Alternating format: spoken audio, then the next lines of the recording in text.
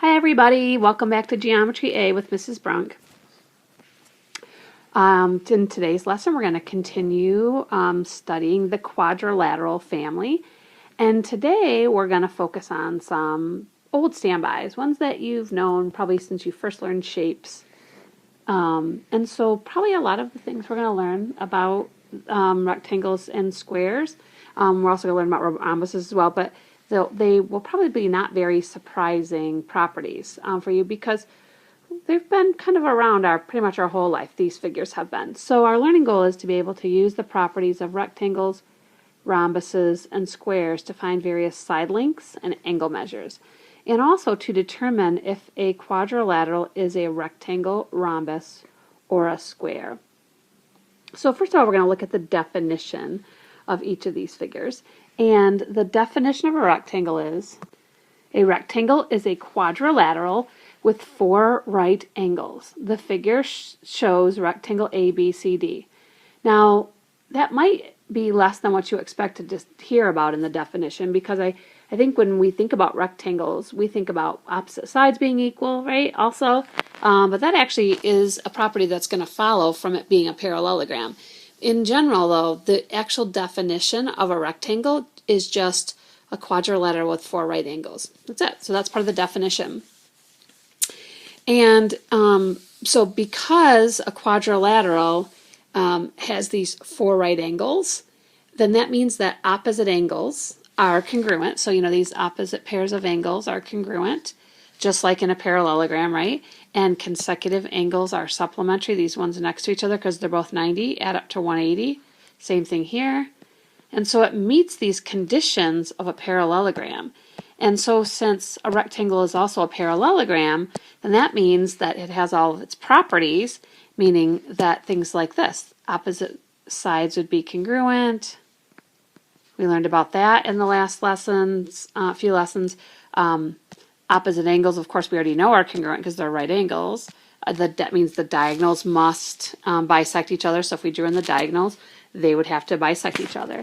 And so this properties of a rectangle theorem basically says this: if a quadrilateral is a rectangle, then it is a parallelogram. And if a parallelogram is a rectangle, then its diagonals are congruent. So that's an additional piece of that. So first of all, the first part of this property, if it's a rectangle, then it must be a parallelogram, and that means it has all of the properties. So all properties are shared.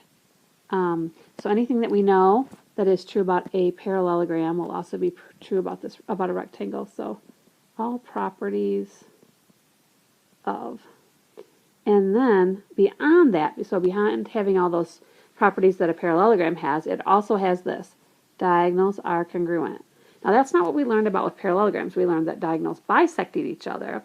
But this goes a step further and says, well, not only do they bisect each other, but because it's a rectangle, and that means because the sides are all perpendicular to each other, it means that those diagonals end up being the same length as well. So they're both equal and they bisect each other, meaning if we looked at a rectangle like this one pictured here, that means that all of these little segments would have to be equal to each other, because the whole diagonals themselves are equal, and since they bisect each other, then we've got all these little segments that are the same length. So that's really helpful when we have a rectangle, because just knowing, say, one of those lengths tells us all of them, or knowing the whole length of one of the diagonals will tell us what each of those parts is. So let's go on and take a look at what else they gave us. So they told us that AD is 7.5 centimeters. They told us that DC is 10 centimeters. They said they want us to find BD. So they want us to find BD, which is right here, BD. And so if we know what BD is, then we also know what AC is. Well, okay. So just seeing what they've given us here doesn't really give us a direct amount of information to find BD. But if you just look at what we just highlighted here, and if we kind of look at that slice out of that rectangle, that's a right triangle, right? Because we've got this 90-degree angle in it. And so we actually know, essentially we know a right triangle that looks like this, where this side is 7.5 because, again, these opposite sides are equal, right? and we know that this part here is 10, and we could use that in Pythagorean's theorem then, because that's a right angle. We could find the length of that part right there, which is what they're asking us to find there. So let's take our Pythagorean's theorem, and we know that these are the two legs, so that would be a squared, so that's 7.5 squared, plus 10 squared equals c squared. And when I square those and add them together, I get 156.25, and then if I took the square root of that, I end up getting 12.5. So that means C, which is actually the length of that segment, or in the figure it means it's BD, is 12.5. So BD is 12.5, and then if they had asked me to find any of those other little parts, they're going to each be half of 12.5. So like all these little ones with the single tick marks on them would be half of 12.5, which would be, let's see, 6.25 each. So all of those little parts of the diagonals would be 6.25, and the whole diagonal is 12.5. So that's the one they ask us to find. Okay, so let's take a look at example B. So this time in example B, they gave us the length of AB, which is this top side, as 12.75. And they want us to find the length of the sum of the lengths. Oh, and also, sorry, I read that wrong. That's not 7.5, that's 17. So AB is 17. And BC, which is this side right here, is the 12.75. So let's see, 12.75. And that means our opposite sides are also those lengths. So you know that DC is also 17 and AD is 12.75. So they want us to find the length of AC plus BD. Well, AC and BD are the two diagonals, AC, BD. So we really just need to find one or the other of them, and then we just need to add them together so they're both the same. So again, we've got this little right triangle situation. So say we can take that right triangle like this, and this is AC, if we could find AC, and of course that's B. So that's 17, this is 12.75. And because this is a right angle, we know that that's a right triangle, and we can use that Pythagorean's theorem again with these two being the two legs.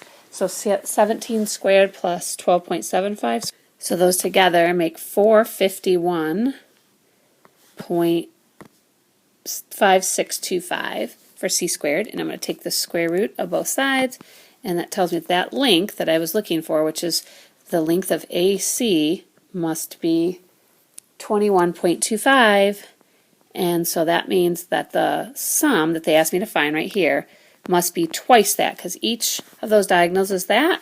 So that would be 21.25 times 2, which is 42.5. So 42.5, or 42.5 centimeters. Okay.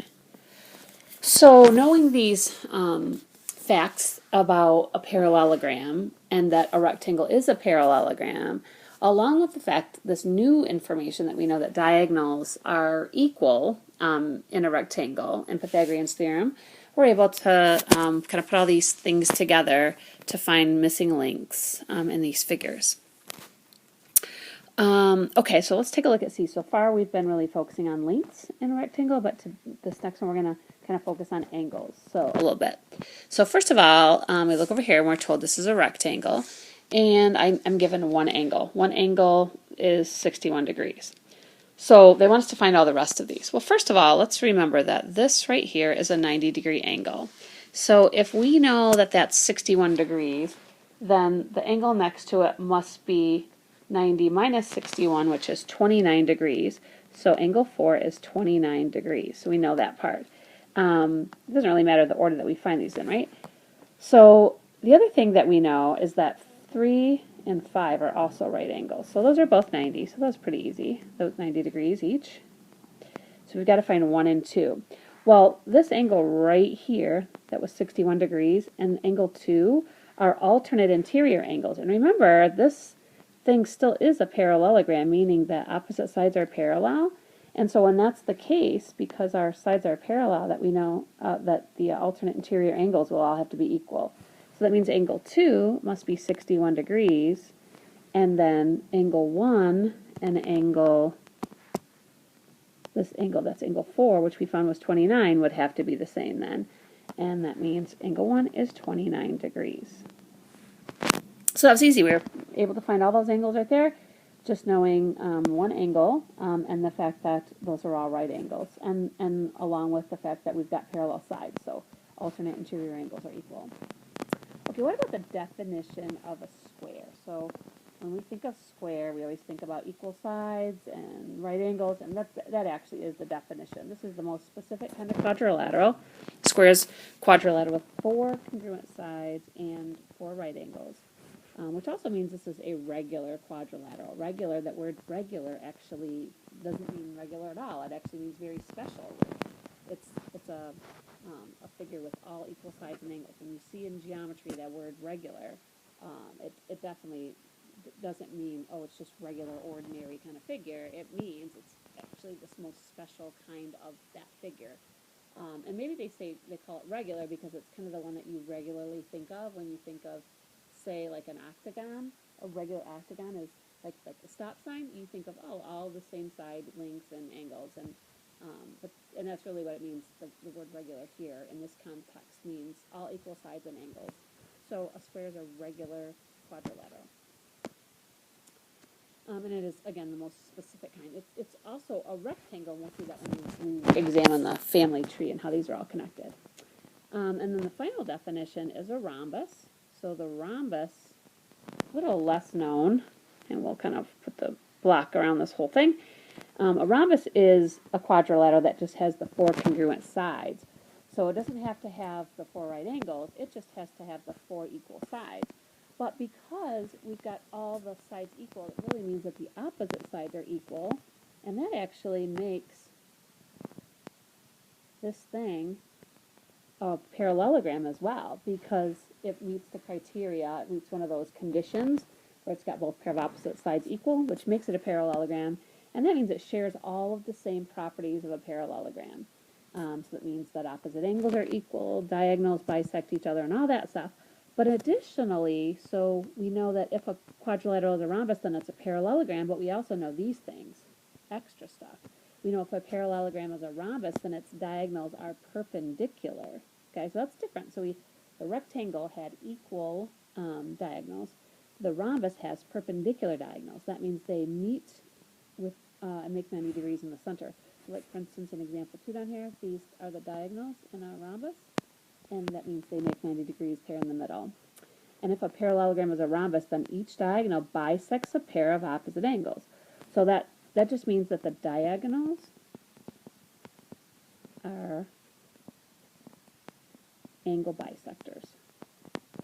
So kind of the short way to say it, and that's only in a rhombus. So in a rhombus. So kind of another way to really think about it is that the diagonals of a rhombus are like symmetry lines. So like, oh, that's opposite there. Make that a little thinner.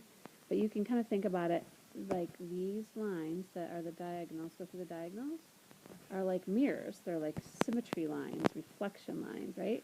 And across these things, there's always a mirrored image of an angle or a side on either side. So like those right there, if we drew those in, anything on one side of the line has a matching part on the other side as well.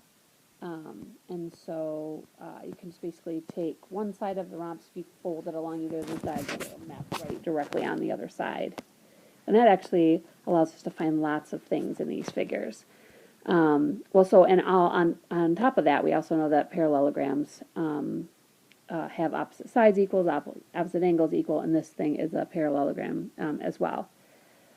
So they want us to find each measure, and I'm assuming that they mean each measure that is labeled here, right? So first of all, let's see if we can locate the ones that have the same variable. So we've got this here and this here that have m's. Well, these are adjacent sides or consecutive sides, but really all the sides in a rhombus are equal. So what we know for sure is that 6m minus 12 is equal to 4m plus 4. So now we can solve that equation and find out what m is, and then we'll be able to find those missing sides. So subtracting 4m makes 2m minus 12 equals 4. Add 12 to both sides. You get 2m equals 16. So that means m must be 8. And so if we go to plug that in here in our drawing, that means this side right here is going to be 4 times 8, which is 32, plus 4, which is 36. As well as when I substitute that in up into the other side, 6 times 8 is 48 minus 12 is 36. So actually all the sides are 36 in this rhombus. And the other thing they want us to find is the value of n so that we can find these two angles. So I'm going to highlight those in red. So we've got this angle they want us to find, and then they want us to find this angle. Well, actually, I already know this angle right here in the center is 90 degrees, right? So that just means that 3n squared minus 0.75 is actually equal to 90 degrees. So I don't really even need to use the 9n plus 4 yet, but when I find out what n is, I could certainly substitute back into that and find that missing angle. So step 1, try to get the variable by itself, so I'm going to add 0.75. That gives me 3n squared equals 90.75 degrees. And then I want to go ahead and get rid of the 3, so I'm going to divide by 3. And that leaves me with n squared equals 30.25. And now the last thing I need to do to find out what n is just simply take the square root, okay, and the square root of 30.25 is 5.5. So that's what n is. So now I can take that, and actually I don't need to even find the angle that's labeled 3n squared minus 0.75, because of course that's 90, but if I plugged it in here, I could find that angle measure. So that would be 5.5 times 9 plus, plus 4 makes 53.5 degrees. So that angle right there is 53.5 degrees. Now if I wanted to, I could actually go through this figure and find every other angle, because remember we said that each of these diagonals is a bisector of the angle, so that means like this side is also 53.5. All the angles in the middle are 90 degrees. I know that opposite angles are congruent and consecutive angles add up to 180. So I could even say, okay, well, these two angles right here, let's see, I could take this angle right here and this angle right here, and I know they have to add up to 180. Well, this top angle here is made up of two angles that are 53.5 a piece, which makes it 107. So this angle is 107, leaving, let's see, 73 degrees for this one to be down here. And then each of the angles on either side would be half of 73. So we could then make our way around this figure and find all of the missing angles. And of course we know all the missing side lengths.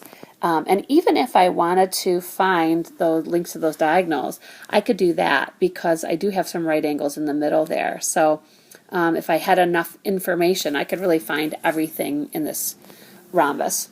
So the more we learn about other figures, the more we know about figures that belong in the same family. So the more we know about parallelograms, the more that helps us to learn about rhombuses, rectangles, and squares, because they are parallelograms. So let's take a look at a few more rhombuses and some applications. So these are finding some more angles. So remember that we said that these diagonals are bisectors of the angles, right? So taking a look at what they've given us, if the angle is 20 degrees that's in that spot, then that means the angle on the other side is also 20, right?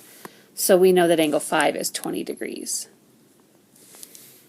Well, we know that opposite angles, so these angles on either end, are equal, and that means that both 2 and 3 are 20 apiece. So those are 20 degrees apiece. And because then that means this angle at this end is 40, and the consecutive angles have to add up to 180, that means that angle 4 must be 140 degrees. And that means then that also angle 1 on the opposite side must also be 140, because opposite angles in any kind of parallelogram are always going to be equal in measure. So with that in mind, what I'd like to have you do is give C a try. So this will be our you try question. So pause the video, and taking what you know about a rhombus and about parallelograms, and the fact that this angle right here is 84 degrees. See if you can find the measure of angle 1 through 5. Pause the video now.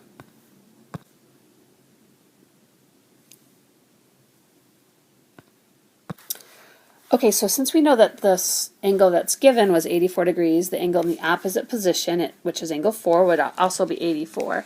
And the two angles that are next to the 84 degrees are going to be 96 apiece, because again they're consecutive, so they have to add up to 180 degrees, right?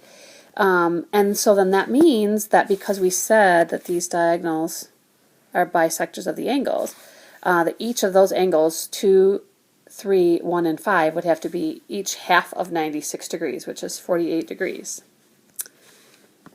So to end the lesson, let's again kind of recap the relationship that we have here between all of the quadrilaterals we've studied so far. So quadrilaterals, four-sided figures. Now we have not explored all of them yet. We have not introduced all the different quadrilaterals, but we have looked at all the figures that would be considered parallelograms. So this is the Venn diagram, which shows subsets, right? So within the quadrilaterals, there's a large family called the parallelograms. And we learned all the stuff that's true about parallelograms. We learned opposite angles and sides were congruent. Of course, opposite sides are parallel. We learned that diagonals bisect each other and consecutive angles add up to 180. Well, now within that, there are all these subfamilies. There's the rectangles, okay? And that's where all of the angles are right angles, and therefore not only are the diagonals bisecting each other, but they're equal to each other. And then on the other side, we have rhombuses, which all the sides are equal to each other. Instead of all the angles being equal, all the sides are equal to each other. And so beyond that being a parallelogram, we also know that all of the sides are equal, which in turn means that the diagonals actually make 90 degrees. So they are perpendicular. And then putting those all together within the subset of the rectangles and rhombuses is the one figure that's all of these things, and that's the square.